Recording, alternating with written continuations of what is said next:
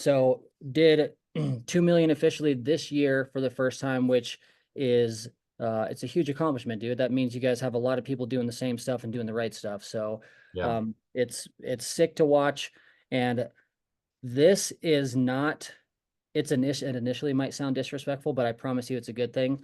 Mhm. Um, I have used Wylie as an example of you never know who can do what. Because face value, would you start when you were 20? Yeah. And would you say that top 10 not great habits being executed on a regular basis, maybe ish when you started here, roughly? Yeah. Yeah. So crazy 20-year-old, and now you fast forward doing 2 million a month as an organization, two-time Hall of Fame producer, asterisk, and then three-time team Hall of Fame. If it's not already been released, it will be this year. So I would say you have been a really good staple for me to go. If you ever have any doubts on like maybe or maybe not, this is the right fit for me, you could take a look at Wylie's story from like how you started, like your ups and down struggles for a couple of years, and then kind of catching your stride into, dude, now you can sell a lot. Like you can sell if you needed to tomorrow, like you could go, I need to sell 40 on demand this month, and you could go do it, right? Hmm. Fair enough. Yeah, 100%. And you can teach other people to do it because how many guys on your team do you have that can sell over 50? Well, the thing that I'm honestly the most proud of, V, like honestly for our group is, we have 130 active writing agents. Our average age is 24. It might be a little lower actually. It might be 23, dude. We only got two guys in their 30s, low 30s, and then most of the guys are young. But what's amazing is guys who came from construction straight out of high school, real estate, D2D, like you name it, every industry, and our average issue paid right now is like 15.8, like almost 16K issue paid. And that's within a 90-day time period. And so that's really the thing that I'm the most proud of with all our leaders, all the agents working their tails off, and what we've been able to put together is, hey, if you can truly buy into this system, we can guarantee this result if you're willing to follow what we have in place, right? And it doesn't matter where you come from, what your walk of life is, like this is what you can achieve. And that's just, a testament to the system that we have now, but that's definitely the thing I'm most proud of. I'd have to figure out how many 50 plus K producers. I'd say 10. Well, it's a bunch because to have your average, so you think as a company, the average per is probably between like 5.5 and 6 from your guy that sells one policy a year to these lunatics that are doing like 1.8 a year. Yeah. Like, I mean, that's what they're gonna wrap at legitimately. We might have a one or two dudes over 2 million in personal production, which is crazy. So if you average all those people out, I would say that I'm pretty sure the company is still right between 5.5 and 6 per. Right. Mm-hmm. And the bigger that you get, the harder that number is to control. But to do it at scale to 2 million and still have your average guy more than 2x what the law of averages should be at your size says a lot about the sales system and the leadership internally that you guys have built and developed. Again, a huge reason why I wanted to have you on here. So maybe you could just give us, I mean, dude, you can start however far back, however much in-depth detail that you want to go from, like, hey, we were kind of like in this bleeding point, and then maybe some significant stuff that you changed internally to go from now everybody started to sell more, bring people in. They were also selling more. Kind of just talk about what you guys are doing well the last, I would say, especially what, 12 months. It's really been a pretty significant direct explosion. Is that close? Yeah, I would say the last 12 to 18 months is really when we started like skyrocketing. Um, yeah, I'll start here. So can you guys put a 2 in the chat if you're actively building? I just want to see who I'm talking to. Cool. What up, Caleb? Is it only Caleb and E? All right, there we go. There we go. Come on now. Cody, Maximilian. Awesome. Awesome. Awesome. So I'm going to be speaking to you guys, and I can go back and talk to producers, like people that are just focused on producing. Well, let me just start there. So one equation that I really like is this, but the business boils down to this equation, and that's it. It's lead flow plus cash flow, or excuse me, lead flow plus workflow equals cash flow. If you guys can get a set inventory of leads every week, and you actually stick to your schedule, you will cash flow, you will profit. But the thing is, what's your excuse, right? And one of the biggest things that we've been doing early on with new agents, we have them go through and figure out where they want to be in 90 days, because that's just a very, like, you can see 90 days. A year, it's hard for you to actually see it. But 90 days, you can see where do you want to be, and then you go through and you backtrack your schedule. But then from there, another thing I like doing is going through what are you willing to sacrifice. And you guys have probably heard this, but in all seriousness, like if you really do want to achieve something in your life, the first thing you have to do is remove shit.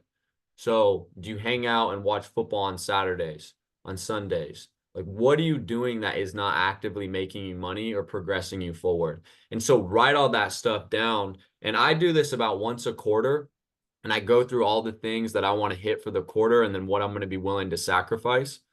And I'm really honest with myself. Like, I'm not willing to sacrifice like cookies and Chick-fil-A out of my diet. Like, I'm just not. Like, I understand I could have a better physique, but I don't care. I like eating that stuff. So be honest with yourself. Now, that was a silly example, but figuring out what you're going to sacrifice is by far the most important lesson that I learned really early on. The second thing is when you find yourself thinking too much, you're not working hard enough. And that's when I always knew that I wasn't working really hard, when I found myself thinking too much, or I had all these creative ideas of how to structure my business, how to build it. I'm like, no, I'm just going to go back to the basics of just recruiting, hiring, and selling. Like, that's all I need to do is actively sell, actively recruit, be the one doing the interviews, be the one posting, do the stuff, and people will follow. So let's talk about building. There's a couple avenues that you can go out to find people. And I want to start with one that really does get slept on, but I've found the most talented guys in my group doing this method. So if everyone can pull out their phones and go to their contact for me, I kind of want to see this. I did this with Dave Witcher's group.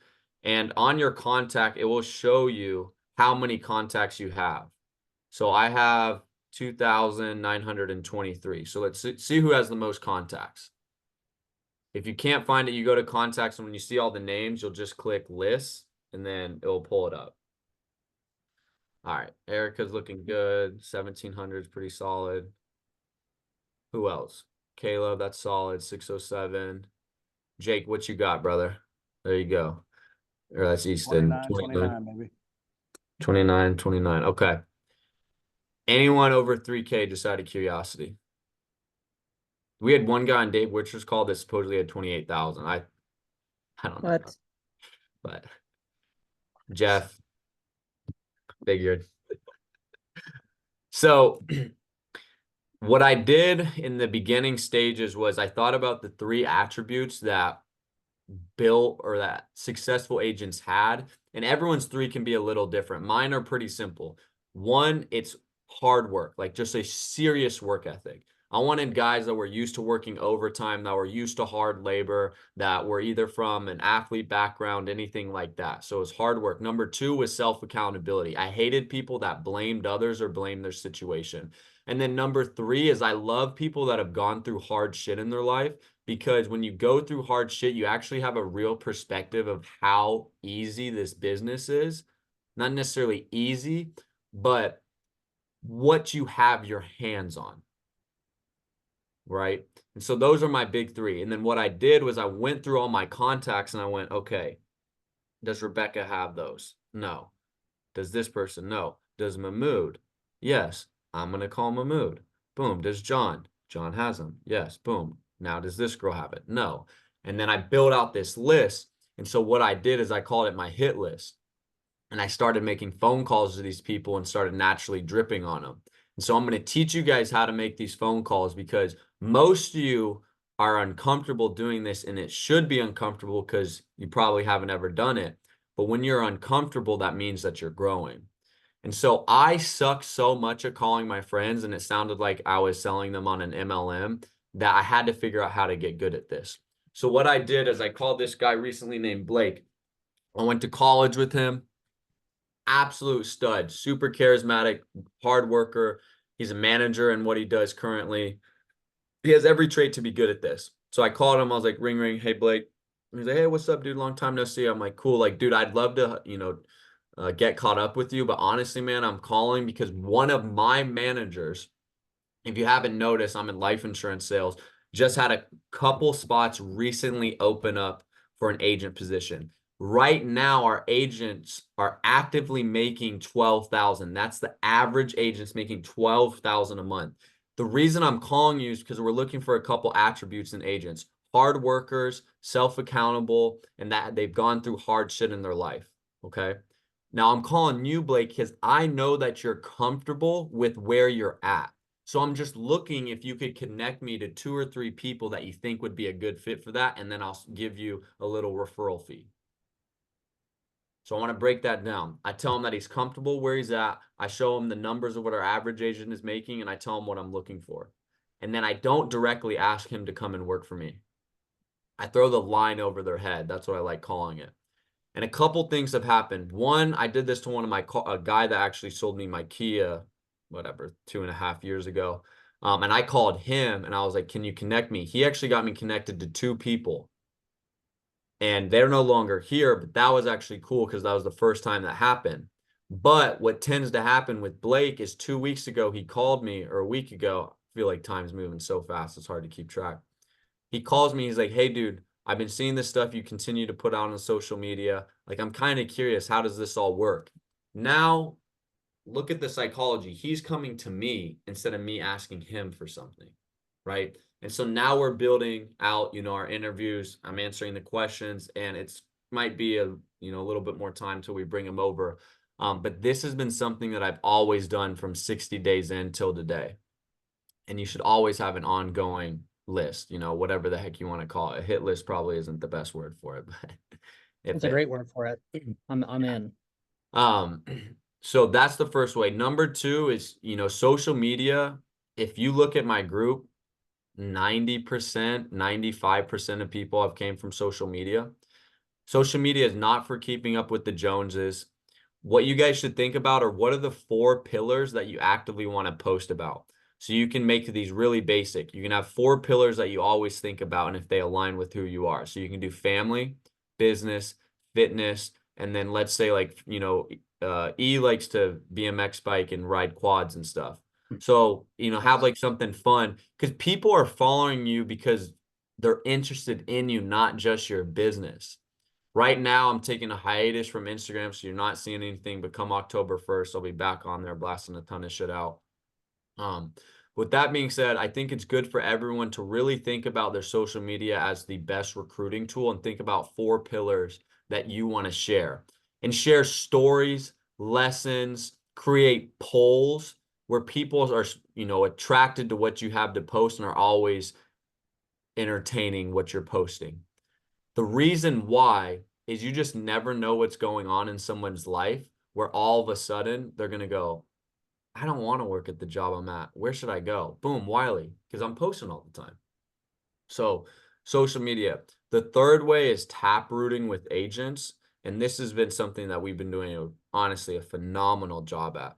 But we just let people know. And I think with tap rooting, it's very simple. Your number one goal as a manager is to get agents paid quickly. Because no matter what you tell them in terms of how much money you're making, other people are making, until they see it in their own direct account, it doesn't matter. So when you have a talented individual, and I'm going to backtrack. I'm going to teach you guys actually how to find talent or like make sure. So let's go through this framework. So A players hire A players, B players hire C players, and C players hire D players. B, C, and D guys quit the business, roll you debt, are hard to work with, are a pain in the ass, and they're not supposed to be in your group. So instead of hiring 20 people a month, hire one stud and they'll bring you 20 people. But that's our new motto, is quality over quantity. But be really aware of when you ask yourself, is this person I'm hiring A, B, C, or D? And do not, cry. Like once you have your line in the sand, don't move that line.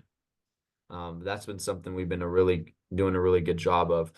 But to go through and figure out how do you actually find A players, the number one thing that you're going to realize is speed is the number one thing that I'm looking at.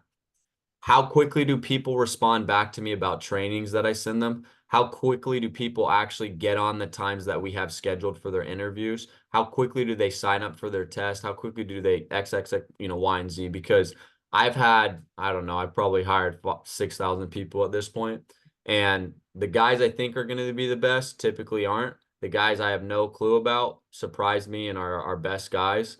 So now I just look at speed, right? Let's go through the three-step interview because I'll give you this framework. Why do you think and there's no bad answer to this. Why do you think when you hire somebody that the good majority of them don't get through contracting, licensing, and don't write a policy? Like, what do you think it is? Expectations, probably on both sides would be a big piece of that. Yeah, 110%. I agree with you completely. And the other thing I would put on top of that is belief.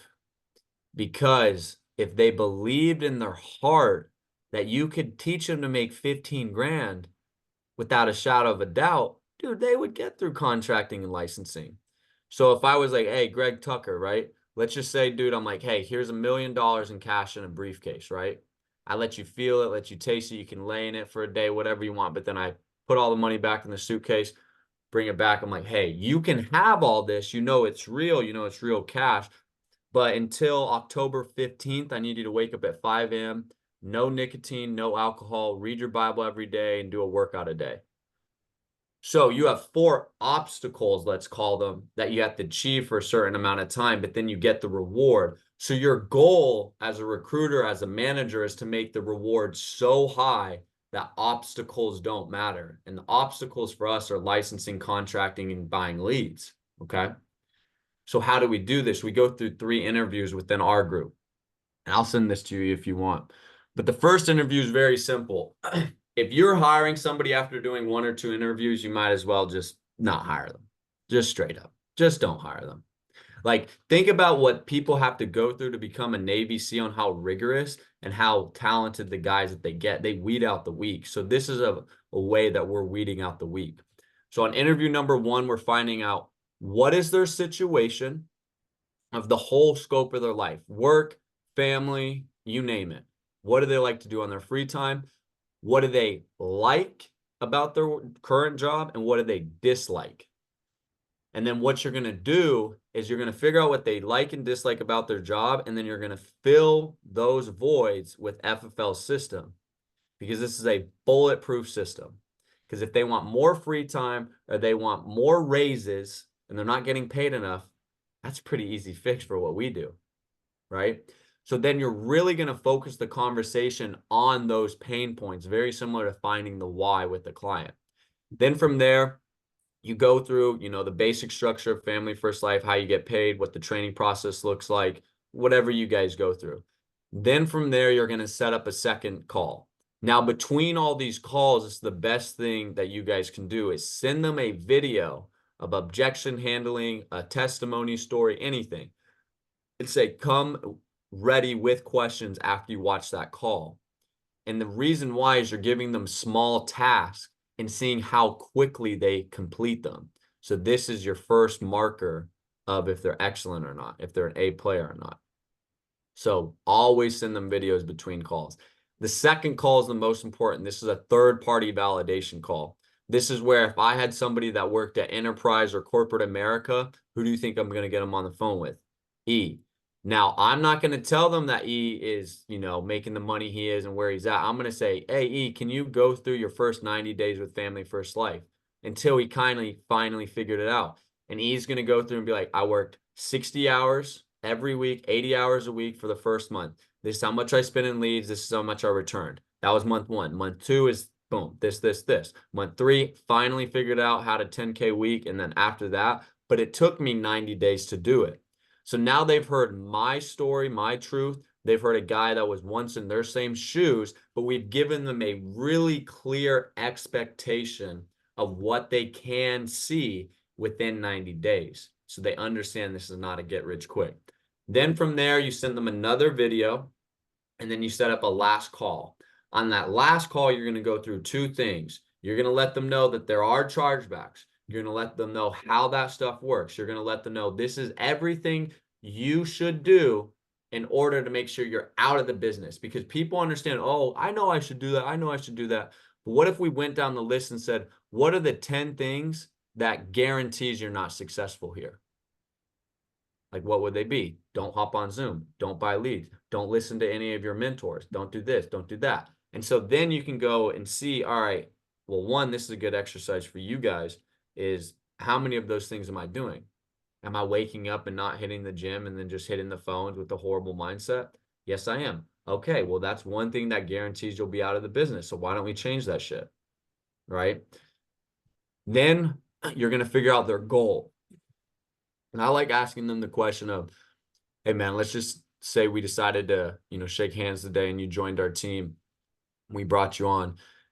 And at the end of the year, me and you are smoking a cigar out on the patio and it's the best financial year of your life. Like, what would that number be? And let's just say the guy says 250,000, 250, because that's kind of where I try to, move the conversation. Or that's what I try to get that out of them. And I'm like, okay, cool. Whatever they say, 120, 250, 500. Then you just divide that number by 12. And so let's do 240, for example. That's 20K a month. There's 4 weeks in the average month. That's 5K a week. All right. So all you need to do is make $5,000 a week. So this is what we're going to do. You're going to need to buy this many leads a week. You need to do this many trainings, hop on Zoom at this time. These are the hours you're going to work. Now you have a blueprint laid out for them. And they're excited. And you're like, look, like you can hit this, man. Like we have everything mapped out for you. And they're like, all right, got it. Now they're excited. Now their belief is through the wall. They've gone through 3 calls. They've heard multiple stories. They've watched trainings. They're involved, right? You have them in the ecosphere.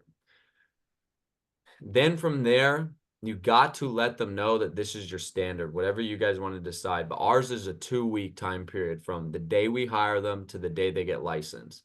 If they do not take a test within 2 weeks, we're not working with them. I had this kid, he's been hitting me up forever, and I've always felt like gut feeling not to hire him, but he makes like 600K knocking doors. And he's like, dude, I got 4 kids. Like, I'm just done knocking doors. I want to try this out. I'm like, cool. We go through everything. I'm like, look, you got 2 weeks to do this. Set the bar. Didn't do it. He called me on the 3rd week. He's like, I want to rock and roll. I'm like, no.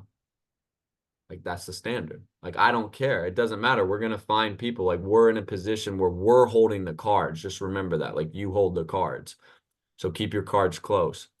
Now, once you go through that, you let them know, hey, is it fair? Our standard for our group is this is a 20-hour course. You could do this in a day, 2, 3 days. So if it takes you longer than 2 weeks, we are not going to be moving forward and working together. Is that fair? Can I hold you to that?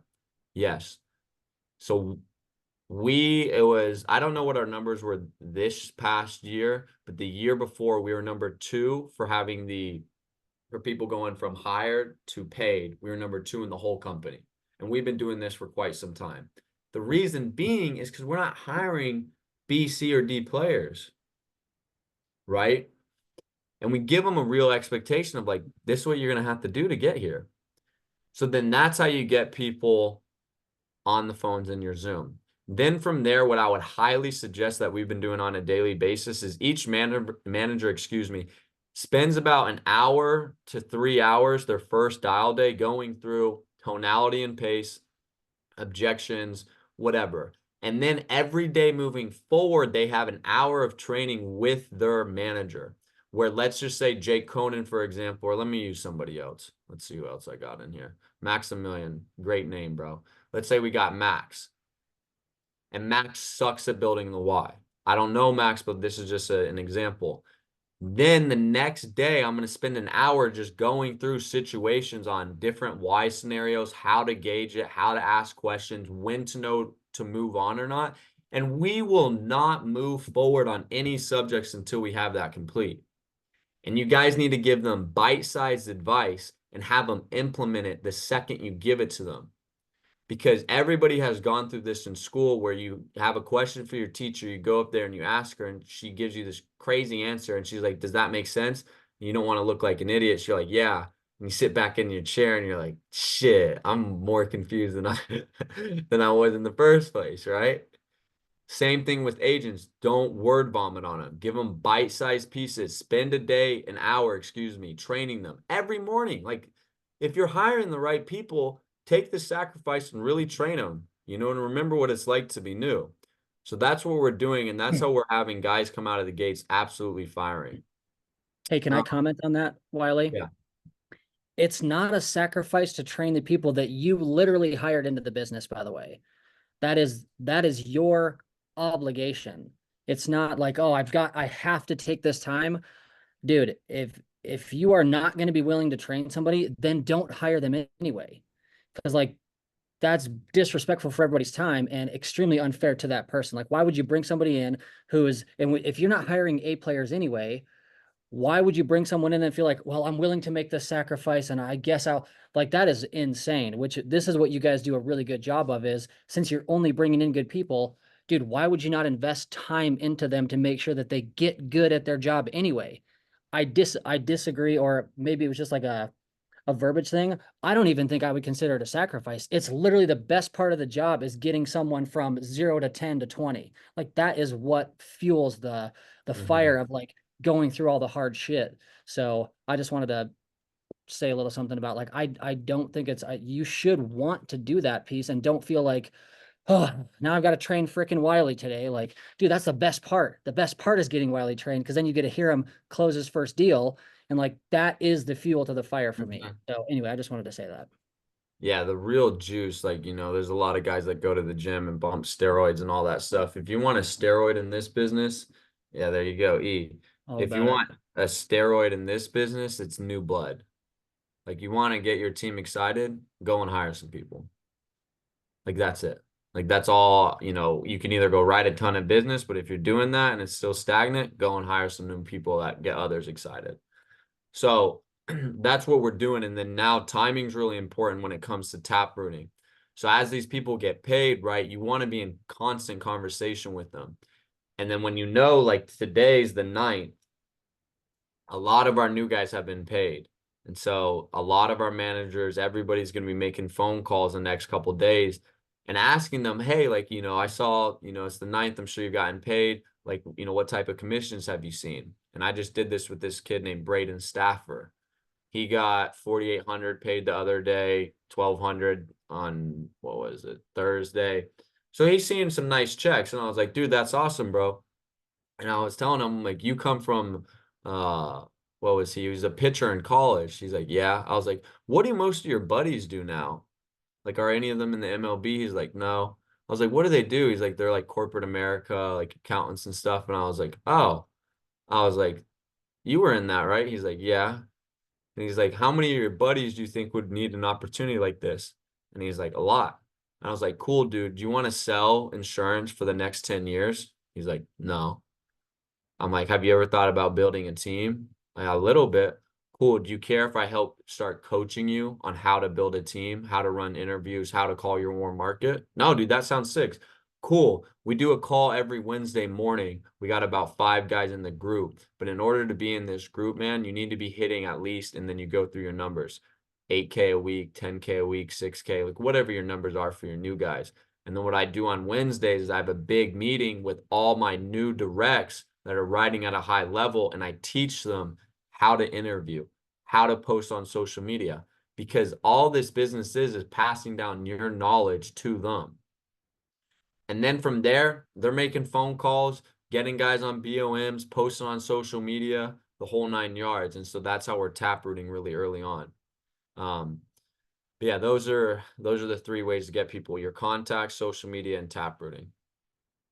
Dude, I think the biggest thing is speed and efficiency. So, like, hey, we've got a standard that we hold of who we're looking for and what we expect of them from like passing your class. No scenario it should take you longer than 14 days. Like that is the standard. And then of those guys, making sure that like, dude, we're turning checks. I mean, literally as soon as they're through contracting, like we're going to do training, we're going to get you paid ASAP.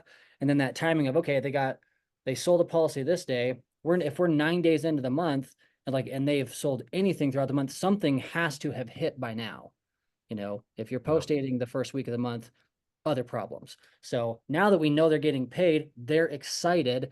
And dude, if somebody's dropping in the first 9 days of the month and they drop 4 grand in commissions into their bank, dude, you're not doing that at like 99% of other jobs, especially entry level sales job. You're not just putting 9 away or 4 away the first 9 days of the month. So like excitement's at an all-time high. The system that you have is literally working. So they know that like, hey, I can trust this because it's working for me. And you build that belief, and then they would feel better about like, dude, I definitely know some guys that could Mhm. probably benefit who more than likely hate their job. Because I would say 90% of the people that have jobs, like my brother is the only person that has a job that doesn't hate his job that I know personally. That's it. Just my brother. It's because he got a sick job. But I don't know lots of other people that are like, dude, it was dirty. This week I got to clock in for someone else all week and then go home and then be really tired and go to bed. Like that's weird. Not very many people have like that job where they truly like. So I think the timing of your tap reading system and then being like it's basically follow through, dude. I mean, fair enough that you guys have extremely high level percentage of follow through from this is where I think we can take you. If you do this, we'll do this, but then you show up and help them execute so that you're following up on your promises too. Mhm. Because Yeah. if you pieced or you weren't there or you weren't on Zoom with your guys or whatever, like how are you going to sell them that like I'm the guy you need to be working with when they can't find you? Like you do such a good job following up on your new blood. Like that's what creates the culture that you guys have built, I think, a lot in the last 12 to 18 months, dude. Yeah, yeah, I like that. No, follow up is huge because I mean all it is just like giving people tasks, holding them accountable, and then executing it. And then just being really direct and you know, a lesson that I learned this year because I'm a very friendly guy. If you know me personally, like, you know, it's very easy for me to get along with people. But that was actually a downfall in this business is I had a hard time challenging people. But I don't know when it clicked, but it clicked and I said, shoot, if I genuinely care about people the way that I say I do, I would challenge them and let them know what they're doing is hurting them. And so a good line is, hey, like when you're making these phone calls, you can just let them know something along the lines of this. I do it a little differently every time, but it just goes, hey, man, can I go through some stuff that I believe is hurting you? You might not like hearing it, but everything I'm about to tell you is here to help you. And they're like, yeah. And then the floor is mine.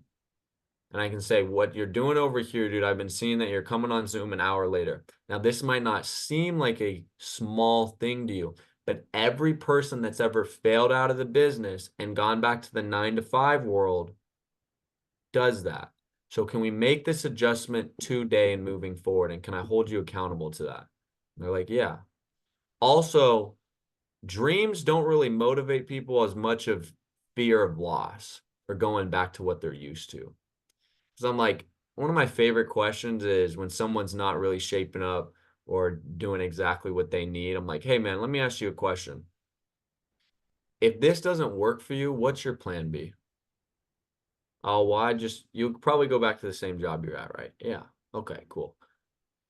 If you went back to the same job you're at, how horrible would that be?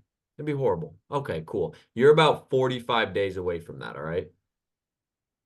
So we're gonna need to change this, this, and this. I'm gonna be there every step of the way and hold you accountable. Is that cool? Yeah, got it. Now, if I don't see any changes, I'm actually gonna be asking you to leave our group in the next 2 weeks. Is that fair? Yeah. So what we've been doing is we've been moving people out very early on. And I don't know, you know, what extent people have experienced this, but there's zero roll-up debt I've had in 18 months, literally. Like everything's just smooth sailing. And it's because I think just having these intentional tasks. Well, and it makes, dude, it's a lot more fun to work with like-minded people that are similar to you that want the same things. So if you say, which this was the the model early was like, say yes to everybody and then just like see who sticks and whatever happens, happens. And you're like, if you're not selective at all, that's when you put yourself at risk in our business because you have no accountability. And maybe you like, I don't even like this person, then why would you hire him anyway? If you genuinely don't enjoy or don't want to talk to someone because you don't like them, it's a weird person to intentionally bring into your space because now you do have to talk to them all the time. So if you're like, I don't really think this person is a good fit, we didn't mesh well, conversation was awkward, they're not very likable, don't think we'll get along very well, Like you don't have to say yes to somebody, to your point of like, hey, I had this A player that's a 600K earner, like on doors, like he is very, very good at what he does. And he's made a ton of money doing that. And you're like, dude, we have an expectation and like you didn't meet it. So I don't have to let everybody that comes in just because they may or may not work out. Like you don't have to make that decision, which, Yeah. you know, it's like the hindsight's 2020 thing. The more intentional you are with who you spend your time with and who you like actually would want to work with. Who was it Sean that was talking about the dinner thing when we were out? Like if you would never see yourself under Oh any yeah. circumstance eating dinner with these people, like well, I don't understand why you're hiring them. Because like you do know Yeah. that you're allowed to say no, correct? I was Yeah, like, oh, Brian Adams has the it's if you wouldn't sit by a fire with them and have a beer with them. hmm. Same Yeah. thing, same concept. Like if you don't want to eat dinner with a guy, what are we Mhm. doing? I guess the partying thing would probably be a better fit for like your group. If No, there's Cody, I don't term their party with. contracts, but I mean long story short, they know when they're out and then we just monitor them. But they're out. Like people that we move out, they're out. But we do not term contracts. I don't. But yeah, E, any other questions you got, dude? I'm here. Well, yeah, dude, maybe let's I mean, I feel like I've got to spend a lot of time with you and know you really well. So why don't we just give it do a little open floor. If anyone has some specific stuff they want to grab Wiley for, cannot Yeah, reiterate enough. You've been 4 years. hey, Wiley, got a couple questions for you. Yeah, who's that? Um, so I got a lady on, she was a teacher, school, stuff like that. So here's what I'm saying. I didn't follow this structure at all. So obviously I'm implementing that. But now that I got someone through my pipeline, she's waiting for boot camp. How do I go back and add some of the stuff in there to really set the expectation for her, but then also get her excited? Like, hey, if you brought someone on and you're like, you know what I mean? Yeah. Like, So the first thing that you want to do is just call her, and then I would say, hey, I want to apologize first and foremost because I don't think I did a good job of setting expectations. So I want to do that on this call today. And then that allows you to be very vulnerable, which is great because like a lot of leaders don't like being vulnerable, but I think that's a superpower. So then from there, you can go through and then figure out from her by asking her questions. What do you want to achieve in this? What are you going to be willing to sacrifice to meet that goal? And then walk me through what your schedule is like. And if her schedule, her sacrifice, and everything doesn't line up, you challenge her on that call and you're just going to let her know, hey, based on what you're telling me right now, that's not going to work. So we're going to need to rearrange some things moving forward before this all happens. Okay. Because I want to tell you all this with the purpose of being you hitting the goals that you have set. And that's my number one goal. nice. Awesome. And then one last one. How much room do you leave for people in transition from their jobs? I know you got a younger group, but I got some older people who work 14 years but hate their job, giving it up. How much room do you leave for them off the standards you've already implemented? Yeah, that's a great question. Obviously, some guys, I think it's a case by case, but to give you an answer, I think when it comes to guys that are full time that are trying this out, you have to one, button up their schedule so tight and make it very clear that you will not be doing anything except working your 9 to 5 in this. That's the first order of business. And then you have to hold them to that. And then you have to agree upon some type of number, which is what I like to do. Hey, once you see that you've made 4 or 5 sales and gotten paid 3,800, can we agree that you know how to do this and that you have to, burn the boats and take a leap of faith? Okay, cool. And so then your goal is just to have them hit whatever number you've established as quickly as possible. And then just challenge them and just let them know that they're losing more money at their current job. Like that's how all right, walk me through. You work 40 hours. How much did you get paid? 890, whatever, 1100. Awesome. If you worked 40 hours a week here, how much do you think you would have made? Got it. Cool. Thanks, man. Appreciate it. Yeah, good question. Wiley, I have a question. Great to meet you. Big fan. Your when you do that one-on-one stuff, is that like one-on-one or one to a few? And then do you have your managers also Yeah. do X? Yeah, dude. So team huddles have been like honestly such a big deal for us lately. If I can do one to many, that's what I'm going for because I hate repeating myself and Yeah. it does get redundant. It does get hard. So what I'm doing is I like hiring in bulks. And so like if one dude gets done with contracting and then this guy's a couple days behind, like I'll just set a day where I know everyone's going to be there. Okay. Right? And like an hour, you mean? Yeah. Yeah. The first day, honestly, with they're all getting on, I spend like 2 to 3. It's breaking it down. Cool. Yeah. And then from there, what we've been doing with our managers is they all have, their little huddles that they're doing. And you can have it sectioned off into groups like, me and Sean just talked about this. If you guys aren't on Sean's Friday call, honestly, it's fabulous, but he has most productive, his untapped talent, and then the easiest to work with. So most productive should only be like 1 or 2 guys. Like my most productive people are Ronnie, Salem, and Mahmood. There's no one else that fits in that group. So Easiest. you meet with each of those separately or what? What are you saying? Yeah, so I categorize everybody, and like if it's untapped talent, and there's two categories in untapped. It's producers and builders. Mm. So then I'm categorizing by that, and then easiest to work with is kind of like my bottom tier. And those are guys that are just super cool, but they have a hard time like really sticking to their schedule. And then I'll have a call with those guys, but I hardly meet with them. Okay. So it's basically just pinpointing those, and then your conversations, each of them are different based on where they're at, is what you're saying? Yeah, exactly. And then you just got to think about, all right, where are they in their journey? And then what's the next lesson that they need to learn? Perfect. Thanks. Yes, sir.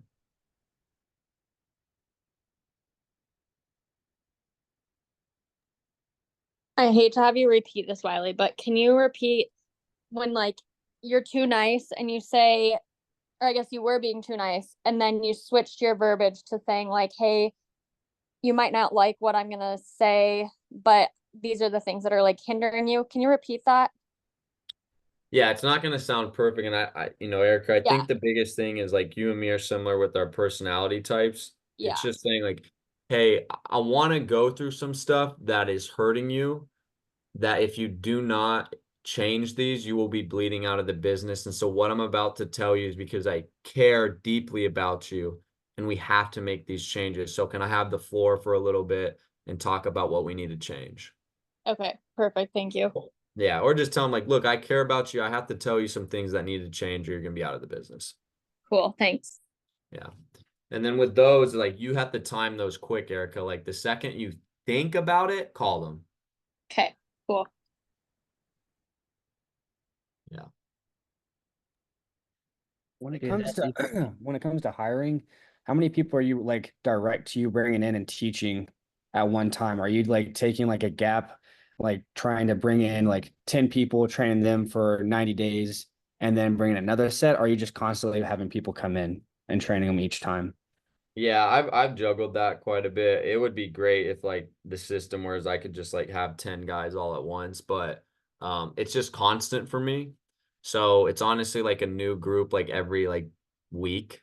But early on, Caleb, like I know where you're at with your group. So like dude, you might just be doing one-on-ones for quite some time until you find like a nice little gold mine. But like E said, like that's our job.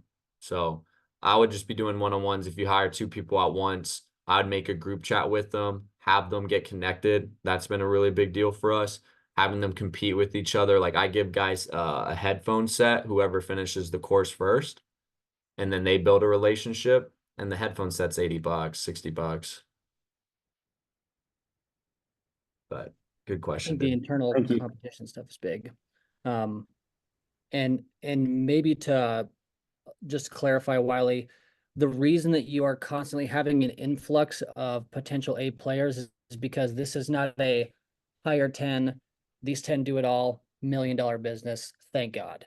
Right? So you're like, hey, these are the people that I'm kind of like screen auditing, and then the people that are doing the right stuff, the Ronnies, they will emerge. Like Ethan's another guy that's just been slinging, right? They'll Yeah, he's a machine. slowly start to emerge as like, hey, pay attention to me because I'm good. And then you're like, oh, this would be someone that I would probably need to spend a little of additional time with because he's already starting to move really quick, has a lot of potential. And then he gets to move into group A of like, here's the 10 guys that I spend most of my time with. Is that fair-ish? Yeah. Yeah. And I think when one thing that I don't know how big of a role it plays, but when you find a guy like that, like doing something where you get them, you fly them out to a lock-in, or like Ethan lives an hour away from me. And so I took him to a March Madness game and we spent 4 hours watching 3 different games.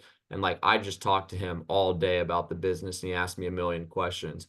But like, he'll remember that forever of like, we had almost courtside tickets paid for. And then the next 3, 4 hours, we just chopped it up about business and how he could get to where he is. And there is a line between being too friendly with people and, having the respect. But I think when you're just moving at the pace that like you should be, people will automatically respect you for your work ethic. Like that's where you get respect, is your work ethic. And then being a friend to people is very valuable because you can have harder conversations, in my opinion, a lot easier. Agreed. The the fine line I think is hard when, you're a naturally likable dude. And I should say most people I don't think enjoy being the guy that's disliked because you're a psycho. Like there's a hard, like I would say almost you and Zach were kind of pretty much the opposite, where he had to Definitely. learn how to like be more patient and nicer to the guys that weren't doing all this stuff. And then you had to like, okay, now I've got these guys, but I need to learn how to be a little bit more stern or just like have more honest conversations. And Mhm. everybody's kind of trying to figure out like, oh, what type of leader am I going to be? Dude, I think you just figure it out as you roll. Like there's no, like you don't just staple plug into this mold of like, oh, this is what a leader looks like here. Dude, look at Trey Honeycutt. He doesn't look like anybody on our team. He's got a team doing over 3 million a month. So Mhm. he's not like, this is what a leader looks like. This is how they behave. Trey's super nice, super laid back. You wouldn't have any idea he's an ex-Marine guy, like he's had to figure out his style of leadership over time. So I don't Yeah. think it's just like you weren't 6 months here and you're like, oh, this is how I lead now. Like it evolves as you grow and get bigger and become more efficient. Yeah, and then one of the biggest things I feel like is just now I'm just learning like this is the best comparison to this business is the gym. Like you cannot build your physique the way you want it without having like consistent action and time under tension. And time under tension is just actively selling. And a lot of you guys, I can see like Cody, Jeff, Max, Nick, Jesse, Brian, Boatman. I mean, everybody on here, Johnny, like you guys all go to the gym. You can't just have a 6-pack within 90 days. Like it takes some time. It really does take time to craft your body. It takes time to build this business, but you have to have time under tension. You have to go the days you don't want it. And I like metaphors like that because it brings me back down a little bit. And I'm like, all right, I'm still doing the right things. Yeah, dude. I couldn't agree more. Well, I've taken a pretty good chunk of your time, dude. So I appreciate you getting on and sharing so thoroughly. Um, I'm pretty excited. The internal competition thing, I think, is internally inside Zach's group, dude, we've always done a pretty good job. And I probably tell you like every 2 weeks, like, dude, I'm coming. And it's just part of the competition, dude. It's like it's a fun part of having, and I Yeah, talk a lot of shit to you for a reason because it's fun. Like, it and is. it's not in a malicious way, but having those competitions is important. And you're absolutely toast. I'm gonna say it every time I Hey, talk. E, you gotta make a shirt, dude, and figure out your hit list because I know, dude. I need to see who you're knocking off. Let me Yeah, see. But well, yeah, I mean, I got to I get think through Zach's group first. yeah, and I think the last thing that I would say is for a long time I was just in the trenches, and I haven't sold in about like 6 months, to be honest. Um, and it's crazy being in this position that I'm currently in where to be upfront with you guys, and the reason I'm going to share this is just so you kind of know what's available is like money is truly on speed dial for me. Like I get to put my money, or excuse me, my mom on a monthly salary, like take her on trips, take care of my pops. Like I flew some of my best friends out for their birthday and just like, we're just genuinely living a great life right now. I still work every single day. I love my business and what I do. But for about 3 years there, I was really wondering like where the hell this thing was going. Like, like I was seeing some progress, but I'm like, holy cow, like, dude, the waves are still really rocky. And I don't know how much longer, but my motto was just like, dude, just one foot in front of the other on a day-to-day basis. And then the last thing that I do want to talk about before I let all you guys go is the most important thing in the business is you. So you're the engine to the car that makes this thing run. The vehicle's family first, you're the engine. So you guys got to tighten up and get your habits in right, because you can I can tell you where you're going to be based on your habits. But one thing that I really want you guys to do is every day, it's all blurry. I did this with Richard, but it was the same thing, is write down 3 to 5 things that move the needle forward on a day-to-day basis. And do that every day for the next 90 days, and then call me, text me, or tell somebody how it went.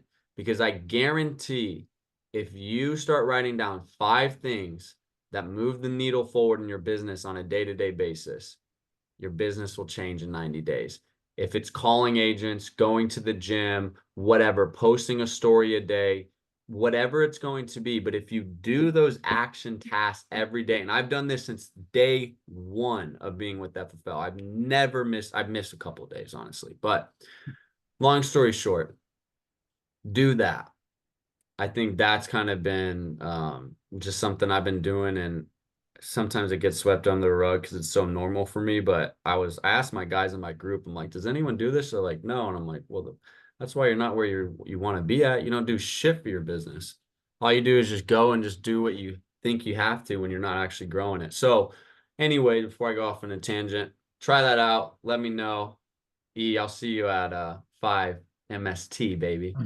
All right, dude. I appreciate you. Thanks, guys, for getting on. Wylie, you're the man. I'll have this posted up too, so you guys can all re-listen to it. I literally have like a full page and a half front and back notes. So hopefully you guys picked up some stuff too. Where do you Appreciate post it, E? I'll be on YouTube. I'll send it to you as soon as the link's out. Okay, what is your YouTube? Just your name? Mm-hmm. Nice. All right, cool. I'll check Yep. it out. I'll see you, brother. Thanks, All right. guys. Thanks, guys. See you next week.